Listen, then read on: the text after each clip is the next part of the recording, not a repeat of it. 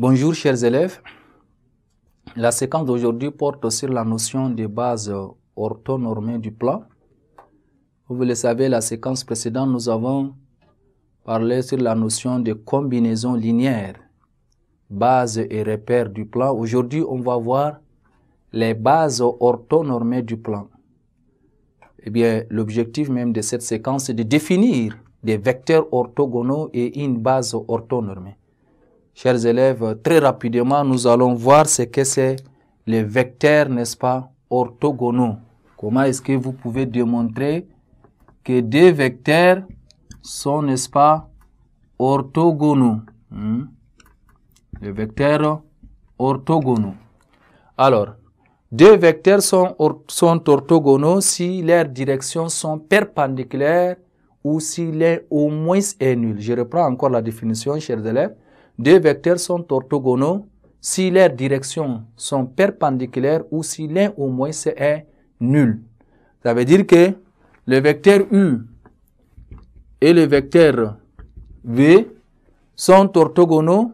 On le note souvent, U avec ce signe-là, et signifie le vecteur I est orthogonal, n'est-ce pas, au vecteur V.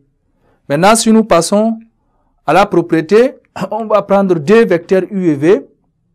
Si le vecteur U est perpendiculaire au vecteur V, cela veut dire que même si vous multipliez le vecteur U et le vecteur V par deux nombres réels, ça veut dire que lambda vecteur U reste toujours perpendiculaire au mu vecteur V.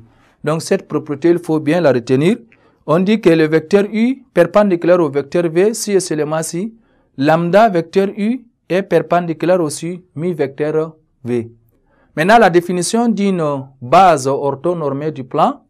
Une base est dite orthonormée, chers élèves, lorsqu'elle est constituée, n'est-ce pas, de deux vecteurs unitaires orthogonaux. Je répète encore, la base est dite orthonormée lorsqu'elle est constituée, n'est-ce pas, de deux vecteurs unitaires orthogonaux.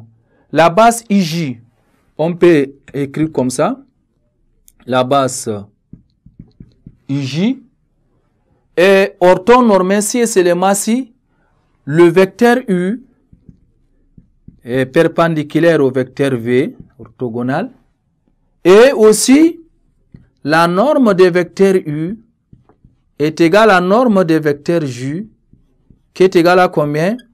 Qui est égale à 1. Dans ce cas, on peut dire que le vecteur U perpendiculaire au vecteur V et la norme des vecteurs J est égale à la norme des vecteurs U qui est égale à 1.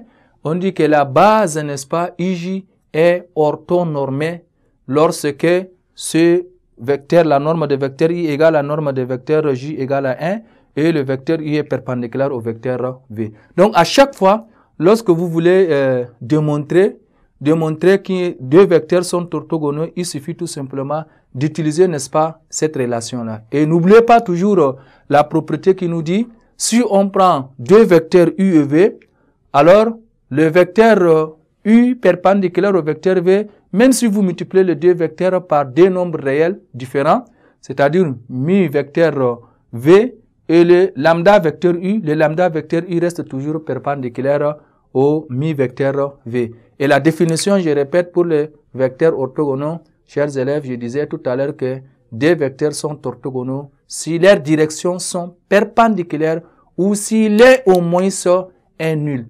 Et là, à chaque fois, pour représenter les deux vecteurs orthogonaux, on peut les mettre vecteur I avec ce signe-là, signifie U est perpendiculaire, n'est-ce pas, au vecteur V. Et la même chose pour la définition de la base. On a dit également qu'une base est dite orthonormée lorsqu'elle est constituée, n'est-ce pas, de deux vecteurs unitaires orthogonaux. Et quand on dit les vecteurs unitaires orthogonaux, ça veut dire que la norme de U égale à la norme de G qui est égale à 1. Voilà, chers élèves, ainsi prend fin cette séquence et à la prochaine séquence.